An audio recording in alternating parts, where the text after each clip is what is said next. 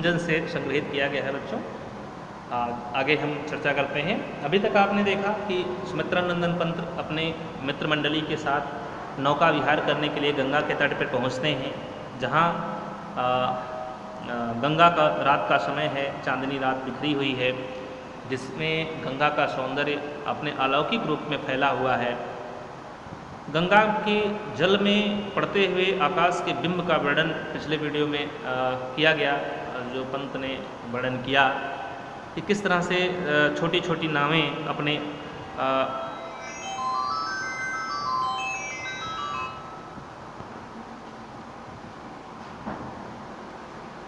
किस तरह अपने छोटे छोटे पाल रूपी हंसों को, पाल रूपी पंखों को खोलकर हंसनी के समान सुंदर हंसनियों के समान गंगा के जल में तैरने लगी।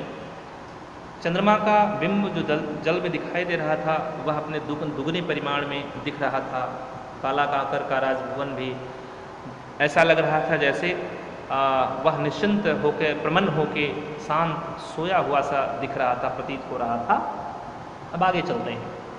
लिखते हैं कि नौका से उठती जल हिलोर, हिल पड़ते नभ के ओर छोर, विस्फारित नयनों से निश्चल कुछ खोज रहे चल तारक दल, ज्योतित कर नभ का अंतस्थल, जिनके लवदीपों को चंचल अंचल की ओट किए अविरल, फिरती लहरें लुक्षिप पल पल, सामने शुक्र की छवि झलमल, पैरती परिश जल में कल रूपहरे कचों में हो ओझल। लिखते हैं नौका से उठती जल हिलोर। इस पंक्ति में नौका विहार के समय पंत जी ने गंगा के मनमोहक सौंदर्य का वर्णन किया है। आगे लिखते हैं, सौंदर्य का वर्णन करते हुए लिखते हैं, नौका से उठती जल हिलोर।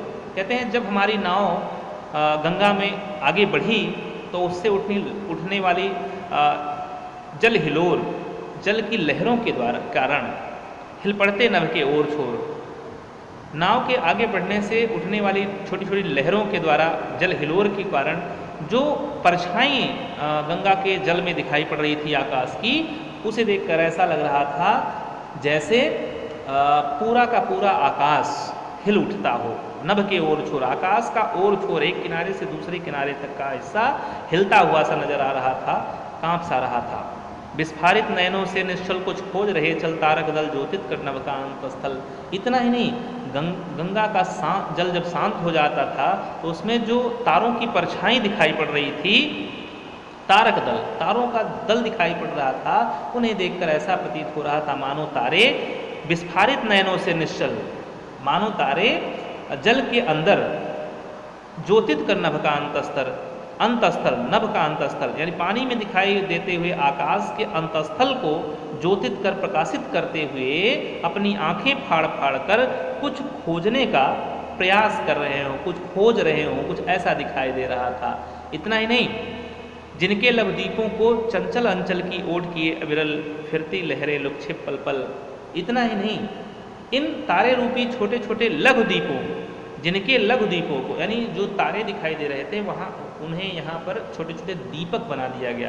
देखते हैं उन तारे रूपी छोटे दीपों को छिपाए हुए गंगा की चंचल लहरें अपने आंचल की ओट में किए हुए इधर उधर फिर रही थी। उन्हें देखकर ऐसा लग रहा था जैसे वे लुका छिपी का खेल खेल रही हों, यानी इधर उधर छिपती हुई ऐसे प्रतीत हो रही थी जैसे वो लुका छिपी का खेल खेल रही हों। इतना ही नहीं, सामने शुक्र की छवि झलमल, सामने ही शुक्र तारा झिलमिला रहा था।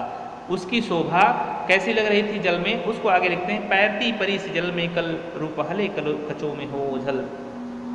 उसकी शोभा जल में बिंबित होकर किसी परी के समान तैरती हुई, या किसी तैरती हुई परी के समान दिखाई दे रही थी, जो कभी कभी अपने चांदी जैसे सफ़ेद रूपहले बालों में गंगा की लहरों में, अर्थात गंगा की लहर रूपी रूपहले कचों में, रूपहले बालों में ओझल सी हो जा रही थी, छिप सी जा रही थी। आगे लिखते हैं, लहरों के घूंघट से झुक झुक दसवीं का सस निज तिर्यक मुख दिखलाता मुग्धा सारुक रुक। आगे लिखते हैं, इतना ही नहीं, लहरों के घूंघट से झुक झुक दसवीं का शशि, दसवीं का चंद्रमा, ठीक है, दसवीं का चंद्रमा आप देखेंगे तो आधा जो है वो गोल हो चुका, आधे से ज़्यादा गोल हो चुका होता, थोड़ा सा हिस्सा उसका गोल होने से बचा रहता है, ठीक है। यानी हम अगर उसको दिखाने का प्रयास करें तो इस तरह से हम उसको बना सकते हैं। दसवीं का चंद्रमा कुछ ऐसा ही, कुछ इस तरह से उसका हिस्सा दिखाई पड़ रहा था। ठीक है, दसवीं का चंद्रमा दिखाई पड़ता है। तो यहाँ लिखते हैं लहरों के घूंघट से झुक झुक दसवीं का सस नित्य मुख दिखलाता मुग्धा सार गुरु। लिखते हैं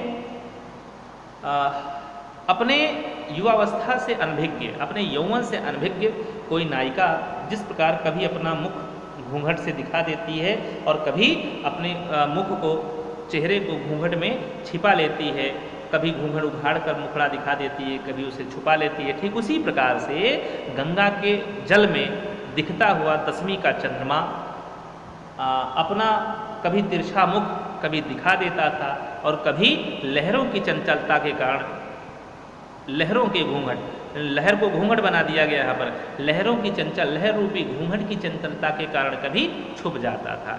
यानी जिस प्रकार से कोई नवयौवना नायिका अपना मुखड़ा कभी घूंघट उघाड़ कर दिखा देती है, कभी मुखड़ा घूंघट में छुपा लेती है, ठीक उसी तरह से दसवीं का चंद्रमा अपना तिरछा मुख कभी तो लहरों के घूंघट से दिखा देता था और कभी छुप जाता था।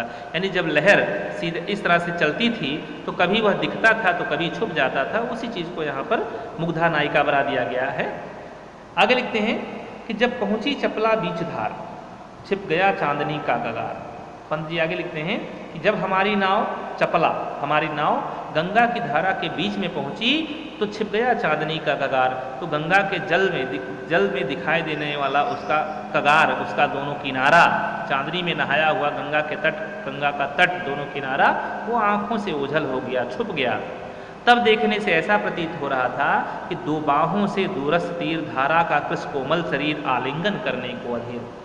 तो ऐसा दिखाई दे रहा, गंगा का दोनों तट उस समय इस तरह से दिखाई दे रहा था जैसे कोई फैली हुई दो बाहें हों। लिखते हैं दो बाहों से, दो तीरस्थ तीर, दूरस्थ तीर माने किनारा, गंगा का वह धारा का कृष्ण कोमल शरीर, ऐसा लग रहा था कि गंगा का दोनों तट दूर से कोई दो खुली हुई बाहों के समान प्रतीत हो रहा था, जो धारा का कृष्ण कोमल शरीर, गंगा की धारा के कृष्ण का यानी कोमल पतले शरीर को आलिंगन करने को अधीर, अपने बाहों में भरने के लिए अधीर हो रहा हो, बेचैन हो रहा हो, अधीर व्याकुल हो रहा हो। अति दूर, वहीं दूर पर, वहीं बहुत दूर क्षितिज पर अर्थात वहाँ जहाँ आकाश और धरती मिलते हुए प्रतीत हो रहे थे। क्षितिज जा, क्षिति माने आकाश, धरती, जा माने उत्पन्न होना। ठीक है, तो क्षितिज जहाँ आकाश और धरती एक दूसरे से मिलते प्रतीत होते हैं उसे हम क्षितिज कहते हैं। अति दूर क्षितिज पर, बहुत दूर कहीं क्षितिज पर बिटपमाल वृक्षों की एक कतार थी, वृक्षों की पंक्ति थी, लगती भूरेखा सी अराल, जो धरती की छटा, लिखते हैं अपलक नभ नील नयन विशार, जो तिरछी भ्रू रेखा के समान, तिरछी भौहों के समान दिखाई दे रही थी। बहुत दूर क्षितिज पर पेड़ों की पंक्तियां थीं जो भ्रू रेखा सी, भौं की रेखा यानी आंखों के ऊपर जो भौं होती है तिरछी सी, ऐसे तिरछी सी वैसे ही दिखाई दे रही थी। अराल माने होता है टेढ़ा, ठीक है, तिरछी या टेढ़ा, तो टेढ़ी भ्रू रेखा के समान, भौं की रेखा के समान दिखाई दे रही थी। अपलक नभ नील नयन विशाल, जो धरती की सौंदर्य को अपलक निहारते हुए आकाश की नील नयन विशाल, अपलक धरती की सुंदरता को निहारते हुए विशाल नीले आकाश की आँखों की भौहों के समान प्रतीत हो रही थी। कहने का तात्पर्य कि बहुत दूर क्षितिज पर जो पेड़ों की पंक्तियां दिखाई दे रही थी, तिरछी पेड़ों की पंक्तियां गोल सी दिखाई दे रही थी, उन्हें देखकर ऐसा प्रतीत हो रहा था जैसे अपलक यानी बिला पलक झपकाए धरती के सौंदर्य को निहारते नीले आकाश की विशाल नेत्रों की भ्रू रेखा तिरछी भौं के समान प्रतीत हो रहा था।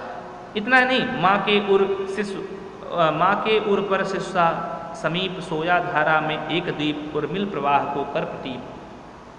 इतना नहीं, उर्मिल माने होता पलट देना, उर्मिल शब्द जो आया है उर्मिल माने पलट देना। जैसे आप खड़े हैं और पानी धारा आए और आपके शरीर से या पैर से टकरा कर जब पानी थोड़ा सा ऊपर चढ़ जाएगा और पलट जाएगा, उसी को उर्मिल कहते हैं। माँ के उर पर शिष्या समीप सोया धारा में एक द्वीप उर्मिल प्रवाह को कर प्रतीप। यहाँ पर लिखते हैं कि वहीं गंगा की धारा के पास में ही एक छोटा सा द्वीप था, एक छोटा सा टापू था जो गंगा की धारा के प्रवाह को अपने से टकराकर उर्मिल कर दे रहा था, यानी पलट दे रहा था, धारा को टकराकर उलट देता था।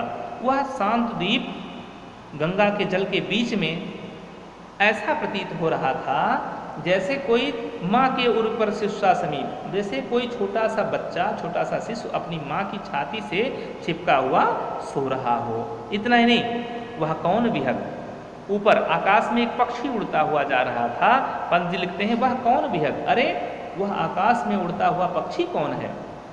क्या विकल कोक, क्या कोई व्याकुल कोक है? अब कोक क्या है? कोक काक माने कौआ होता है, कोक मत समझिए, कोक और कोकी दो होता है, जिसे चकवा चकवी भी कहते हैं, इसे चकवा चकवी के नाम से भी जाना जाता है। लिखते हैं कि वह कौन विहग, वह पक्षी कौन है जो आकाश में उड़ा जा रहा है? क्या विकल को, क्या अपनी चकवी से बिछड़ा हुआ कोई चकवा तो नहीं है? उड़ता हरने निज बिरह शोक, जो अपनी कोकी को, अपनी चकवी को खोज रहा है और उसके ऊपर जो विरह आया है, जो शोक, जो इस समय व्याकुलता उसके ऊपर है, बिछड़ा, उसे वह दूर करने के लिए उड़ता हुआ चला जा रहा है। लिखते हैं कि छाया की कोकी को बिलोक, बिलोक माने देखकर, जो अपनी ही परछाई को गंगा के जल में अपनी चकवी समझ बैठा है, कोकी समझ बैठा है, और उससे मिलने के लिए, अपने विरह को, अपने शोक को हरने के लिए, दूर करने के लिए वह निरंतर उड़ता चला जा रहा है। तात्पर्य है कि आकाश में उड़ता हुआ वह पक्षी कौन है? फिर प्रश्न करते हैं क्या कोई अपनी चकवी से बिछड़ा कोई व्याकुल चकवा तो नहीं, जो गंगा के जल में अपनी ही छाया को चकवी समझ बैठा है और अपनी विरह वेदना को, अपने शोक को दूर करने के लिए, मिटाने के लिए, उससे चकवी से मिलने के लिए वह उड़ता हुआ चला जा रहा है। यहाँ प्रकृति का बड़ा ही सजीव चित्रण पंत जी ने किया है बच्चों। संस्कृत निष्ठ खड़ी बोली हिंदी भाषा का प्रयोग किया गया है। रूपक, अनुप्रास, मानवीकरण अलंकार, इतना ही नहीं, भ्रांतिमान अलंकार, लास्ट पंक्ति में यहाँ पर भ्रांतिमान अलंकार भी दिखाई दे रहा है। रस श्रृंगार है, लक्षणा सब शक्ति है, गुण माधुर्य और प्रसाद दोनों है।